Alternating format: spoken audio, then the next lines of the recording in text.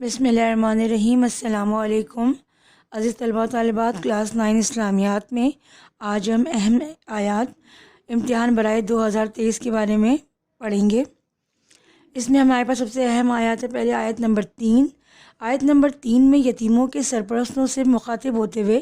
اللہ تعالیٰ نے ان کے حقوق اور ان کی مال کی حفاظت کے بارے میں تاکید کی ہے۔ ان سے حسن سلوک اور ان کی مال کی حفاظت کی جو آیات ہیں ان میں تفصیل کے ساتھ جو ہے ہدایت دی گئی ہے، اور انہیں اس بارے میں یہ بتایا گیا ہے کہ ان کے مال کی حفاظت جو ہے ان کے پاس ان کے لیے لازم ہے، کیونکہ یہ ان کی ملکیت، ان کے پاس امانت ہے، لہٰذا انہیں چاہیے کہ اسے بیجا اور فضول چیزوں میں خرچ نہ کریں، اور نہ ہی ان کے مال کو کسی دوسری طریقے سے جو ہے وہ ہڑپ کرنے کی کوشش کریں، اور ان حقداروں کو ان کا حق وقت آنے پر جو ہے وہ دے دیا جائے۔ اسی طرح آیت نمبر 4 ہے ہمارے پاس۔ آیت نمبر 4 میں مہر کے بارے میں بیان کیا گیا، یہ عورتوں کا حق ہے اور اس کو جو ہے وقت پر ادا کرنے کا حکم ہے، اور اگر وہ عورتیں جو ہیں وہ اگر خوشی کے ساتھ اپنے مہر کو معاف کر دیں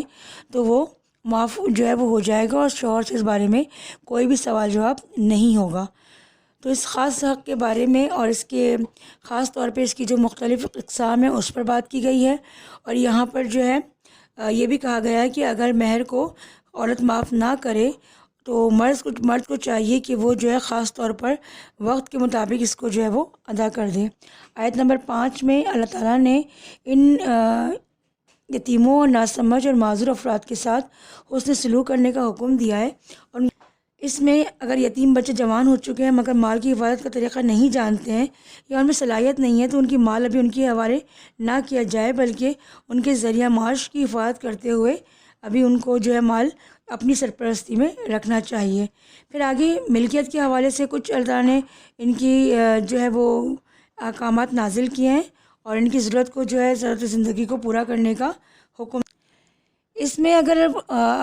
جو یتیم ہے اگر وہ اپنی ملکیت کا مطالبہ کرتے ہیں تو انہیں سمجھانے کا جو ہے حکم ہے کہ وہ ان کو سمجھائیں، ان کو سنبھالیں، اور انہیں یہ بتائیں کہ ان کا مال ان کے پاس امانت ہے اور وہ ان کے عاقل اور بالغ ہونے پر انہیں سونپ دیا جائے گا۔ آیت نمبر 7 میں میراث کے بارے میں بیان کیا گیا ہے، کیونکہ اسلام سے پہلے یہ دستور تھا کہ خواتین کی کوئی عزت و احترام نہ تھا ان کا، اور ان کو وراثت میں حق نہیں دیا جاتا تھا۔ اسلام ہی وہ دین برحق ہے جس نے مرد اور عورت کے اصول و ضوابط مقرر کیے اور ان کے حقداروں کو ان کے حق دینے کا جو ہے وہ بہترین اور شاندار نظام قائم کیا، اور اسے مرد اور عورت دونوں کو جائیداد اور میراث میں سے حق کا حقدار جو ہے وہ قرار دیا گیا۔ اس بارے میں اس آیت میں جو ہے وہ مختلف حقوق جو ہے ان کو بیان کیے گئے تاکہ خواتین اور یتیم بچوں کے ساتھ جو ہے وہ یہ کسی قسم کی بھی حق تلفی نہ ہو، اور ان کے مال کی حفاظت بھی ہو، اور اس طرح وہ کسی طرح سے بھی جو ہے معاشرتی زندگی میں اپنے حق سے محروم نہ ہو، اور ان کا حق جو ہے ان کو مل جائے۔ تو اس آیت میں جو ہے ان کو ان کے حق کے بارے میں جو ہے وہ بیان کیا گیا ہے۔ آیت نمبر 8 جو ہے وہ ہمارے پاس سورہ نساء کی آیت نمبر 8 ہے، اور یہ آیت نمبر 8 بھی ہے ہمارے پاس ہمارے نصاب کے مطابق۔ اس میں جو ہے وہ شریعت کی رو سے ورثہ اور دیگر حصے جو ہیں حصے دار جو ہیں ان کے حقوق کو متعین کیا گیا ہے، اور اس آیت میں جو ورثہ ہیں اور جو میراث کی تقسیم کے دوران جو غریب رشتہ دار ہیں ان کے درمیان اس کو کس طرح تقسیم کیا جائے یا انہیں کیسے دیا جائے اور ان کے ساتھ کیا حسن سلوک کیا جائے اس کو بیان کیا گیا ہے، کہ ایسے لوگ بھی ہو سکتا ہے کہ ملکیت کی تقسیم کے وقت آئیں جو کہ اس میں شرعی حق نہ رکھتے ہوں، لیکن اللہ چاہتا ہے کہ ان یتیم، مسکین، غریب، محتاج اور سائل جو سوال کرنے والے ہیں ان کو ان میں سے کچھ نہ کچھ حق دے کر ان کی مدد کی جائے تاکہ وہ بھی اس رقم یا میراث یا جائیداد سے فائدہ اٹھا سکیں۔ آیت نمبر 9 میں اللہ تعالیٰ نے سرپرستوں کو یتیم جو ابھی وارث نہ ہونے کی وجہ سے حصہ نہیں پا سکے ہیں ان کے ساتھ جو ہے وہ خاص طور پر ہمدردی، حسن سلوک اور ان کے حقوق کو ان کو لوٹانے کی طرف جو ہے وہ توجہ فرمائی ہے اور اس کی تلقین کی ہے، اور یہ فرمایا ہے یتیموں کے ساتھ حسن سلوک اور نرم اور اچھی بات کہنے کا حکم دیا گیا ہے، وہ اور خاص طور پر ایسے بچے جو بھی بہت چھوٹے ہوں اور یتیم ہوں تو ان کی اصلاح کے لیے ان کے ساتھ نرمی اختیار کرنے کا حکم دیا گیا ہے، ان کے حقوق کی ادائیگی کا حکم دیا گیا ہے تاکہ وہ اپنی زندگی معاشرتی طور پر بہتر انداز میں گزار سکیں۔ آیت نمبر 10 سورہ نساء کی بھی آیت نمبر 10 ہے۔ یہاں پر ان لوگوں کے لیے وعید بیان کی گئی ہے جو یتیموں کے حقوق اور ان کے مال میں خیانت کرتے ہیں، کیونکہ اللہ تعالیٰ نے فطری طور پر انسانی معاش جو ہے مال و دولت میں اس کو بڑی اہمیت دی ہے، لہٰذا اسے جائز اور حلال طریقوں سے کمانے میں ہی جو ہے وہ انسان کی خوش قسمتی بھی ہے اور اسے عبادت میں بھی شمار کیا گیا ہے۔ لیکن جبکہ ایسے تمام طریقے جس میں مال جو ہے وہ ناجائز ذرائع سے یا غلط طریقے سے کمایا جائے اس کی جو ہے وہ روک تھام یا ممانعت کی گئی ہے، لہٰذا ایسے جو بھی کمزور یتیم مسکین یا فقراء ہیں،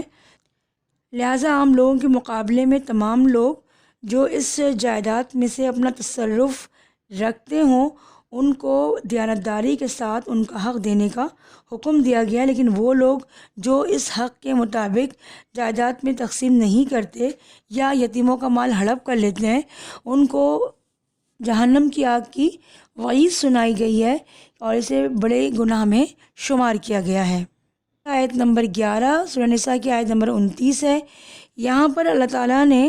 ناحق جو لوگ ہیں وہ ناحق مال کھا رہے ہیں یا ناحق قتل کر رہے ہیں اس کی جو ہے ممانعت کی گئی ہے، اس سے منع فرمایا گیا ہے اور اس کے بارے میں تلقین کی گئی ہے، اور 3 چیزوں کی، چونکہ اسلام جو ہے وہ دین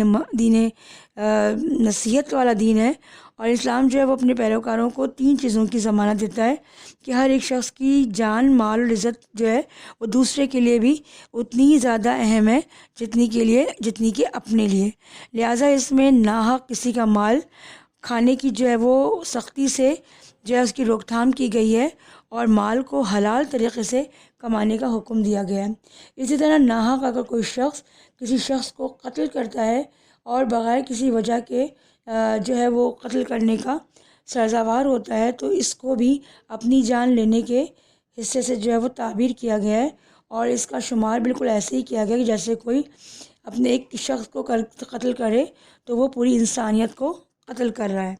آیت نمبر 17 میں جو سورہ توبہ کی آیت نمبر 33 ہے، یہاں پر اللہ تعالیٰ نے نبی محترم صلی اللہ علیہ وآلہ وسلم کی بعثت کے مقاصد بیان کیے ہیں جو کہ احادیث مبارکہ میں بھی بیان کیے گئے ہیں، اور ان کے بارے میں یہ فرمایا گیا کہ اللہ نے ان کو دین نصیحت، دین برحق دے کر بھیجا تاکہ یہاں پر یہ دین تمام دین پر غالب آ جائے اور تمام کفار اور مشرکوں تک بھی اس دین کی نصیحت پہنچے، اگرچہ یہ ان کے لیے پسندیدہ نہیں ہے لیکن یہاں ان تک یہ پہنچانے کے لیے معقول اور دلیل اور ٹھوس مدلل انداز میں جو ہے اس غلبے کو حاصل کرنے کے لیے ان تک اسلام کا پیغام پہنچایا جائے گا، اور جب سلطنت اور حکومت جو ہے وہاں پر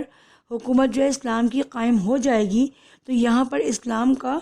جو نام ہے وہ بلند کیا جائے گا اور احکام الہی کو یہاں پر پھیلایا جائے گا تاکہ پوری دنیا میں اسلام جو ہے وہ پھیل جائے۔ آیت نمبر 20 سورۃ الحج کی آیت نمبر 41 ہے۔ یہاں پر اللہ تعالیٰ نے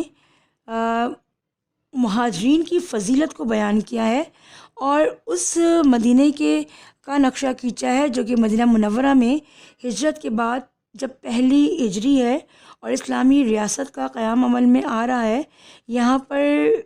آئین بھی بن رہا ہے اور دستور بھی بنائے جا رہے ہیں، صلح نامے کی مختلف سربراہان کو جو ہے وہ عہد نامے بھی بھیجے جا رہے ہیں اور یہاں پہ تبلیغ دین کا کام بھی بڑی جو ہے وہ بہترین انداز میں بڑھایا جا رہا ہے۔ اب یہاں اللہ اہل ایمان کو جو کہ اسلامی حکومت قائم کرنے جا رہے ہیں اور اسلامی حکومت میں ان کا اختیار ہوگا تو اللہ انہیں چند باتوں کا حکم دیتا ہے۔